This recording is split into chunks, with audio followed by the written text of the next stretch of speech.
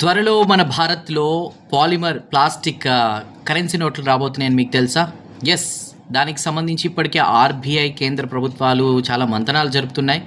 ఎప్పుడు వీటిని ప్రవేశపెడదామా అని చెప్పేసి ఆల్మోస్ట్ ఆలోచనలు, చర్చలు అవన్నీ కూడా జరుగుతూ ఉన్నాయి. సో, ఎందుకంటే ఇప్పుడు మనం వాడుతున్నటువంటి ప్రస్తుతం కాగితపు నోట్లు ఏవైతే ఉన్నాయో అవి తడిచినా చెరిగిపోతాయి. లేదంటే వాటిని ఒకవేళ చిరిగిపోతే వాటిని పదే పదే ముద్రించడం కూడా చాలా కష్టమవుతుంది. చాలా బడ్జెట్‌తో కూడుకున్నటువంటి విషయం అవడంతో కూడా ఈ దిశగా ఆర్‌బీఐ ఆలోచన చేసినట్టు తెలుస్తోంది. ఇప్పటికే కొన్ని దేశాల్లో ఇలాంటి ప్లాస్టిక్ నోట్స్ చలామణిలోనే, ఎగ్జాంపుల్ ఆస్ట్రేలియా కావచ్చు, ఇంకా కొన్ని ప్లేసెస్‌లో. సో, ముఖ్యంగా ముందుగా ఎలాంటి నోట్లు రాబోతున్నాయి అన్న విషయానికి వస్తే కనుక జనరల్గా అందరూ వాడేటువంటి రూ. 10, రూ. 20, రూ. 50 నోట్లని కూడా పాలిమర్ నోట్స్ని ప్లాస్టిక్ నోట్స్ని రిలీజ్ చేయబోతున్నారు.